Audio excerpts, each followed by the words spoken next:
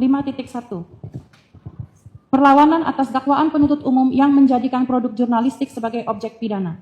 5.1. Kekeliruan mendasar, pencampuran rezim hukum, concurrence of legal regimes. Penuntut umum telah melakukan kekeliruan fundamental dengan mencampur adukan rezim hukum pidana umum atau KUHP dan hukum cyber Undang-Undang ITE untuk mengadili produk jurnalistik.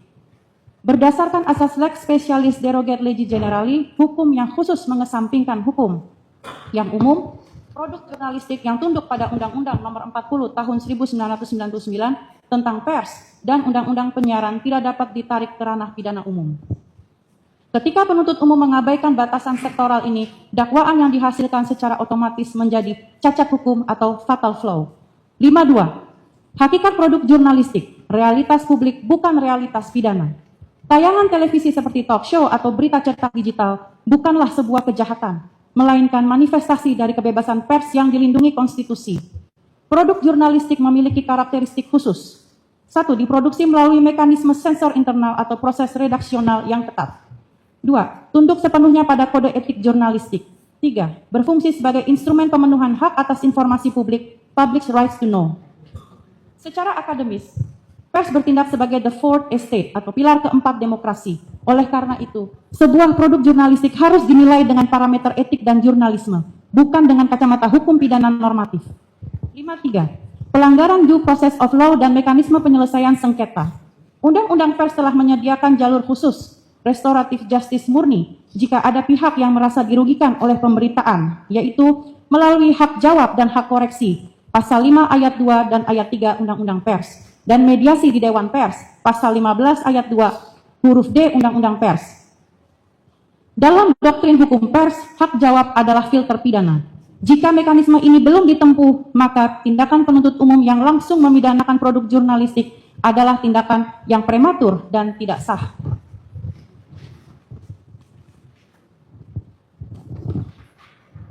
Penguat referensi hukum positif. Hal ini dipertegas oleh nota kesepahaman atau MOU antara Dewan Pers dengan Polri dan Kejaksaan Agung yang berlaku, yang menyatakan bahwa setiap laporan masyarakat terkait produk jurnalistik harus dilimpahkan terlebih dahulu ke Dewan Pers untuk dinilai secara etik, bukan langsung disidik secara pidana. Penuntut umum jelas telah melanggar asas due process of law yang disepakati antar lembaga negara ini. 5.4. Batasan konstitusional dan jurisprudensi Mahkamah Agung. Langkah mempidanakan pers ini secara nyata menabrak benteng putusan hukum tertinggi di Indonesia, yaitu putusan Mahkamah Konstitusi nomor 13/PUU-21/2023 menegaskan secara konstitusional bahwa seluruh sengketa yang lahir dari pemberitaan pers wajib diselesaikan menggunakan mekanisme Undang-Undang Pers. Kriminalisasi langsung terhadap pers dinilai bertentangan dengan Undang-Undang Dasar 1945. Berikutnya, jurisprudensi Mahkamah Agung atau putusan MA nomor 1608K/PIT/2005 dalam perkara majalah Tempo versus Tommy Winata.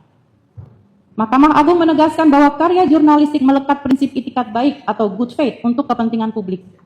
Oleh karena itu, karya pers tidak dapat dinilai secara kaku dengan hukum pidana, dan Undang-Undang Pers harus diposisikan sebagai payung hukum utama. 5.5. Dampak akademis dan sosial, ancaman chilling effect bagi demokrasi. Secara wawasan ilmiah hukum dan komunikasi, membiarkan dakwaan ini lolos akan menciptakan apa yang disebut sebagai chilling effect atau efek gentar. Jika setiap produk kritis jurnalistik diancam dengan pasal-pasal karet KUHP atau Undang-Undang ITE, maka akan terjadi sebagai berikut.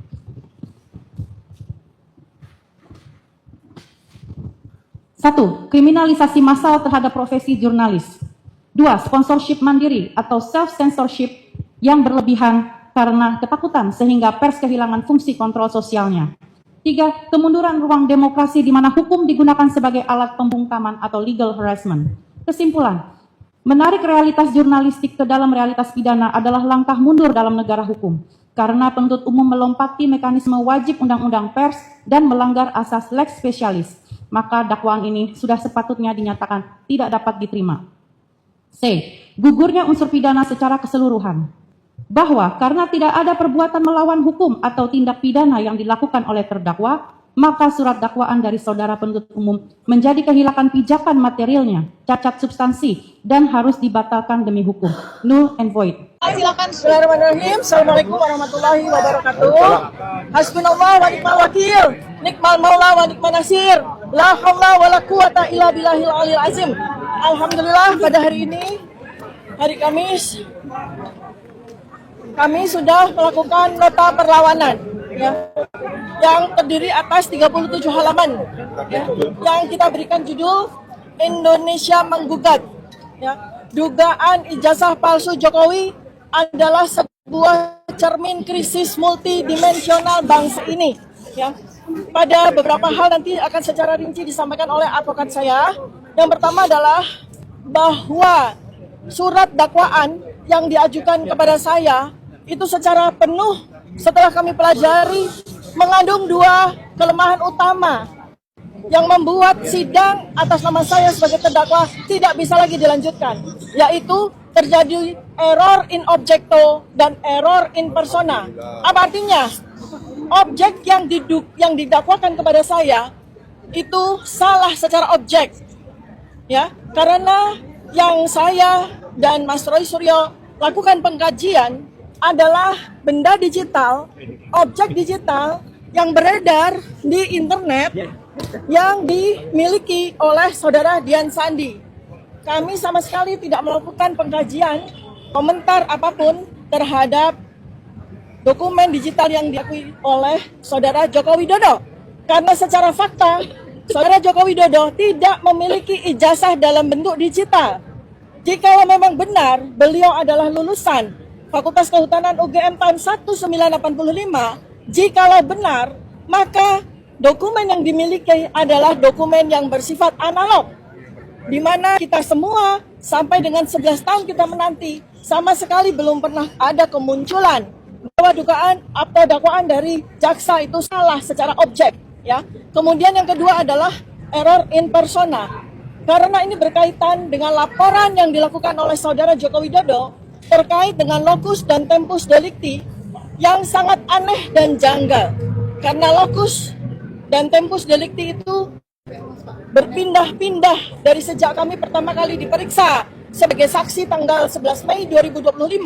Pada waktu itu yang dilaporkan sebagai locus dan tempus delicti adalah sebuah peristiwa tanggal 22 Januari 2025, di mana kami sama sekali atau saya sama sekali tidak berada pada yang dimaksud.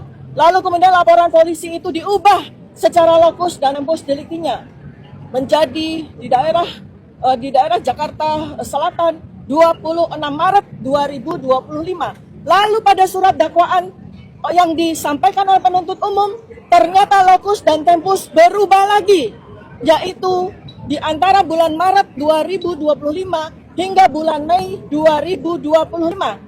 Padahal laporan yang dilaporkan oleh saudara Joko Widodo itu tertanggal 30 April 2025. Jadi ini jelas salah, ya, secara persona dan salah secara objekto. Karena mana mungkin melaporkan sesuatu kejadian yang belum terjadi pada saat laporan polisi itu dilakukan. Dia melaporkan tanggal 30 April 2025 atas peristiwa yang terjadi pada bulan Mei 2025. Itu sesuatu yang sangat tidak masuk akal. Dan berikutnya lagi adalah kesalahan atau error in objecto adalah mendakwa sebuah produk-produk jurnalistik yang dilindungi oleh undang-undang pers yang jelas, ya. Jadi ada 5 unggahan dari 28 unggahan yang dijadikan sebagai barang bukti. Itu sendiri sebetulnya sudah error in objecto. Karena 28 barang bukti itu dibebankan semua kepada saya. Sedangkan dari 28 barang bukti itu hanya ada 5. Ada 5 unggahan yang berkaitan dengan saya. Nah, sementara dari 5 objek tersebut, itu sebetulnya adalah produk jurnalistik. Yang utama adalah sebuah siaran di media,